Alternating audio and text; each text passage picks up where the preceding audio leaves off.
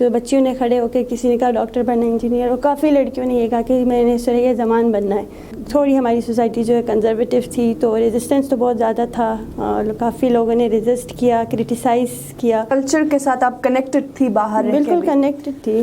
Family میری پوری وہاں پہ دیامر میں دارال میں سیٹلڈ ہے، تو اوبیسلی سارے پورے پاکستان میں لوگ فالو کرتے ہیں. تو میں اسٹوڈنٹ لائف سے ہی خان صاحب کو فالو کرتی تھی. لٹریسی ریٹ کی طرف دیکھا تو بہت کم ہے، 11% ہے، اور ایشوز بہت زیادہ ہے. نگلیکٹڈ ایریا ہے پہلے سے بہت زیادہ. ایسا اسکول بنا جو GB میں آپ کو کہیں نظر نہیں آئے گا.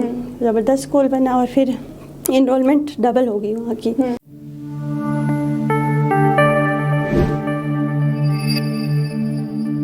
السلام علیکم ناظرین، آپ دیکھ رہے ہیں the mountain stories and Gilgit media network. اس وقت ہمارے ساتھ اسٹوڈیو میں موجود ہے مس سریا زمان، جو کہ پارلیمانی سیکرٹری برائے تعلیم ہے، اور آپ کا تعلق گلگت بلتستان کے ایک پسماندہ علاقے داریل سے ہے، اور یہ داریل کی پہلی خاتون ہے جو پالیٹکس میں آئی ہیں، اور اس کے ساتھ ساتھ آپ کو مختلف زبانوں پہ عبور حاصل ہے. السلام علیکم ma'am, welcome to the program. السلام علیکم، تھینک یو سو مچ سیرش، تھینک یو آج آپ نے یہاں پہ انوائٹ کیا. ویلکم میم. میم پالیٹکس سے ہی اگر بات کریں تو آلدو آپ کا تعلق داریل سے ہے، اور آپ کے فادر کا تعلق پالیٹکس سے ہے، میڈیکل کے شعبے سے بھی ہے، تو آپ کا پالیٹکس میں آنے کا کیسے شوق پیدا ہوا؟ فادر کو دیکھ کے، یا پالیٹیشنس کو دیکھ کے، یا اپنا ایک تھا کہ میں نے آنا ہے؟ میری فیملی پالیٹکس میں تھی پہلے سے. میں خود اتنی زیادہ انٹو پالیٹکس نہیں تھی، میں ایک اسٹوڈنٹ تھی. میں نے گریجویٹ کیا ہے 2020 میں. تو گریجویشن کے بعد پھر سرکمسٹانسز ایسے بنے کہ مجھے پالیٹکس کی طرف آنا پڑا. بٹ خان صاحب کو اوبیسلی سارے پورے پاکستان میں لوگ فالو کرتے ہیں، تو میں اسٹوڈنٹ لائف سے ہی خان صاحب کو فالو کرتی تھی. پھر میرے فادر ایک اچھے پالیٹیشین ہے، اور ان کو میں زیادہ تر فالو کرتی ہوں. وہ ایک میرے آئیڈیل ہے، اور فادر کو فالو کرتی ہوں. اور پھر ہماری جو فیملی ہے وہ بیسکلی پالیٹکس میں پہلے سے انوالو تھی، اور پالیٹکس میں ہی تھی. دادا ہو، چاچو ہو، بابا ہو، تو ان کی طرف دیکھ کے بھی یہ ہوا کہ پالیٹکس میں آنا چاہیے. ریزسٹنس کتنا ہوا؟ چیلنجز کتنے آئے؟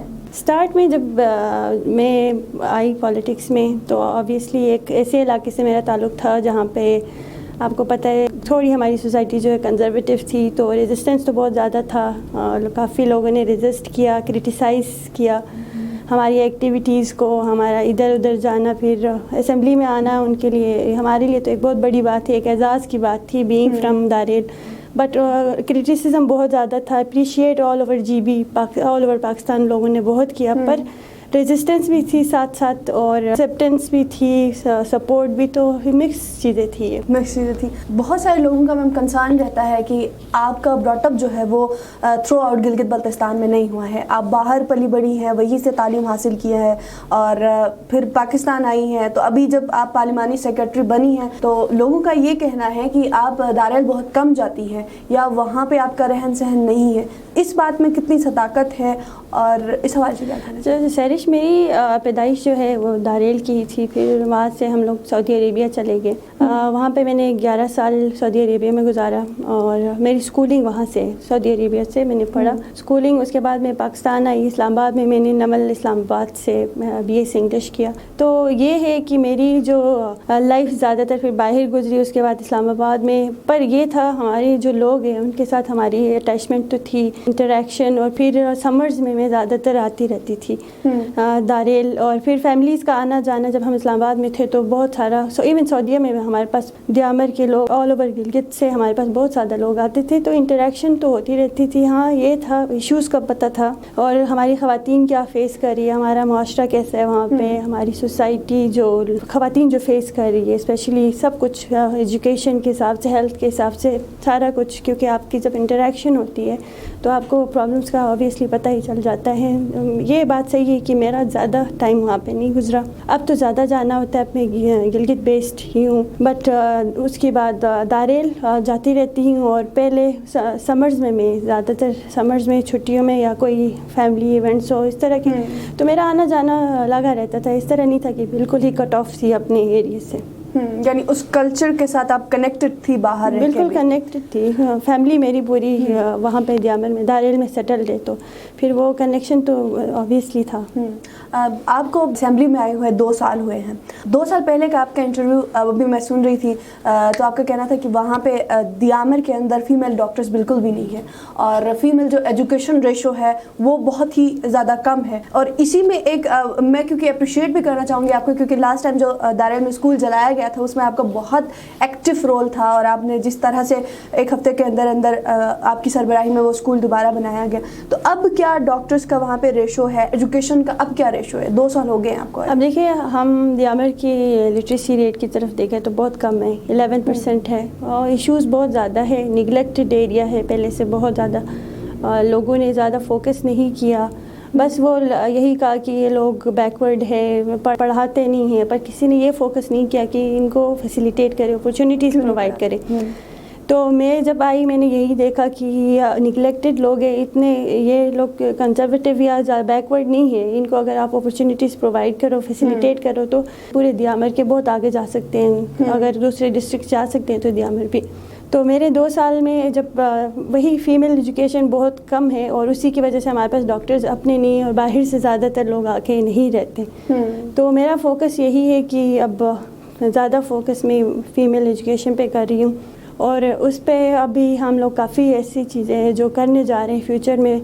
اور جو میری ADP تھی اس میں بھی میں نے کوشش کی ہے کہ میں بچیوں کے لیے کچھ نہ کچھ کر سکوں, جس میں سے میں نے اپنی ADP میں سے 2 اسکولز لڑکیوں کے ایسے ایریاز میں رکھے جہاں پہ پہلے کوئی اسکول نہیں تھا.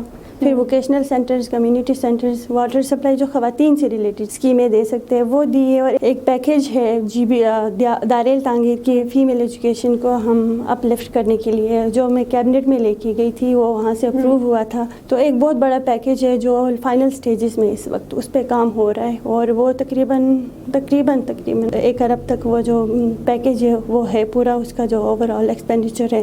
تو 1 سال کے لیے جس میں ہم اسکولز کو فنکشنل کریں گے, ہوم اسکولز کو اسٹرینتھن کریں گے جہاں پہ ٹیچرز کی کمی ہے, جہاں پہ نئے اسکولز بننے ہیں, ووکیشنل ہم نے اسکولز کے اندر ہی اسکل ٹریننگ سینٹرز, اس طرح کے بہت کافی چیزیں اس پیکیج میں ہم نے اوور آل دیامر کی بچیوں کے لیے رکھا ہے, اسپیشلی دارالعلم تانگیر, کیونکہ سب سے پیچھے دارالعلم تانگیر کی بچی ہیں. تو ہماری کوشش یہی ہے کہ, اور ہماری حکومت آپ نے دیکھا ہوگا, یہ میں نے اپنے اسکول کا ذکر کیا, جب جلا تو 5 دنوں میں وہ تیار ہو گیا, اور 5 دنوں میں کسی اسکول کا جلا ہوا وہ پورا بالکل جل چکا تھا, 5 دنوں میں تیار ہو گیا, اور کافی اچھا اسکول بنا. ایسا اسکول بنا جو GB میں آپ کو کہیں نظر نہیں آئے گا, زبردست اسکول بنا. اور پھر انرولمنٹ ڈبل ہو گئی وہاں کی, جس طرح کا اسکول. پھر وہاں پہ IT لیب نہیں تھا, لائبریری. تو ہماری حکومت کی پوری کوشش یہی ہے کہ ایجوکیشن کو اسپیشلی دیامر میں اپ لفٹ کرے, خواتین کی ایجوکیشن کو, کہ ویمن جو ہے وہ زیادہ سے زیادہ آگے بڑھے. جب اسی اسکول کی اگر ہم بات کریں تو وہ جو جنہوں نے جلایا تھا, کیا وہ پکڑے گئے لوگ؟ اور کیونکہ ایسے لوگوں کو تو جب تک سزا نہیں ملے گی تو پھر دوسرے لوگ اس طرح کا کام کر سکتے ہیں, اگر ان کو پھر کیفر کردار تک پہنچایا جائے تو اس کے بعد پھر کسی کی ضرورت بھی نہیں ہوگی. اب دیکھیں نا, وہ انکوائری چل رہی ہے ابھی بھی اس اسکول کو جلانے کے پیچھے کس کا ہاتھ تھا. پر اچھی چیز یہ ہوئی جب یہ اسکول جلایا گیا, تو پچھلے 2018 میں بھی اسکول جلائے گئے تھے, 14 اسکول جلائے گئے تھے, ریزسٹنس نہیں تھی, عوام چپ تھی, کسی نے کچھ نہیں کہا, کسی کوئی انکوائری کچھ بھی ایسا وہ نہیں ہوا, نہ کہ وہ اسکولز پراپرلی فنکشنل ہو پائے دوبارہ سے.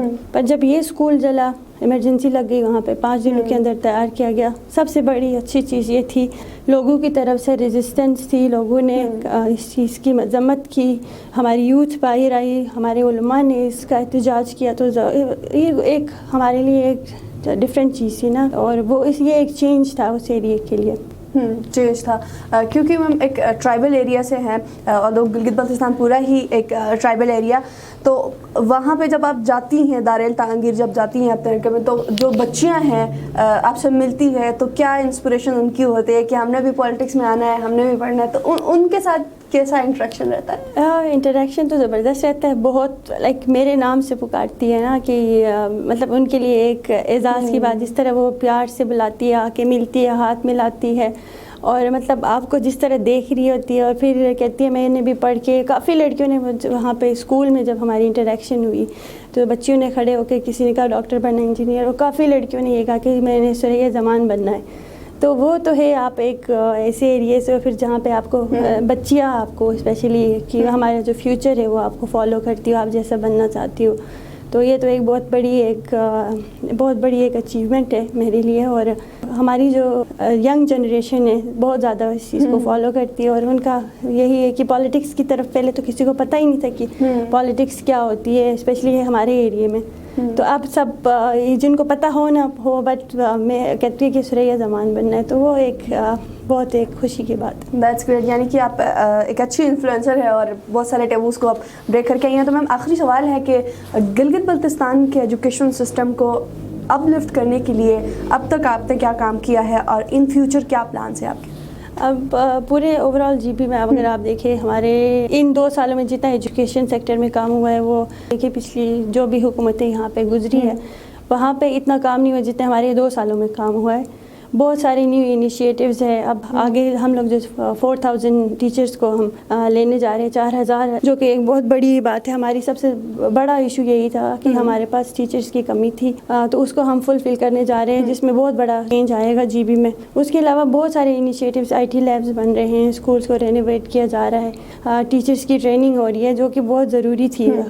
بہت ساری ایسی ٹیچرس تھے جن کو ٹریننگس کی ضرورت تھی، کیونکہ آپ کو پتہ ہے ٹائم چینج ہو گیا ہے اور بہت ساری نیو ایسی پریکٹسز ہے جو سیکھنے کی ضرورت ہے. سو بہت سارے ایسے انیشیٹیوز ہیں جو ہم آگے کرنے بھی جا رہے ہیں، اور انشاءاللہ ہم لوگ جی بی کی جو اسپیشلی پرائیورٹی ہماری حکومت کی تعلیم ہے اور اس پہ آپ لوگ کام کر رہے ہیں، کیونکہ آپ پارلیمانی سیکریٹری برائے ایجوکیشن ہیں، تو ایجوکیشن کو کے اوپر فوکس کر رہے ہیں. اور ہمیں امید ہے کہ آپ کا جو ٹینیور ہے اس میں آپ بہت کچھ اچھا کر کے جائیں گی پالیسی لیول پہ بھی، کیونکہ آپ کم عمر گلگت بلتستان کی اسمبلی میں پہلی دفعہ ایک ایسے علاقے سے آپ آئی ہیں. تو آپ سے بہت ساری امیدیں آپ کے علاقے کے لوگوں کی بھی ہے، ہماری بھی ہے، اور پورے ایجوکیشن ڈپارٹمنٹ کی ہے. Thank you so much programme میں وقت دینے کا. ناظرین، اسی کے ساتھ آج کے پروگرام سے دیجیے اجازت. اگلے پروگرام میں پھر ملاقات ہوگی. اللہ نگہبان. Teach children safety precautions. Make them able to rescue themselves. Have children remember their names, names of family members, and home address. Warn children not to accept food, money, or anything attractive from strangers. If someone forces you to do so, then tell your parents immediately. Encourage children to talk freely about any unpleasant event, feeling, or worries. If any child appears to be victim of any kind of violence, please contact District Child Protection Unit GB or contact on their helpline number 1121. This message is being presented by Social Welfare Department GB, UNICEF and GBRSP.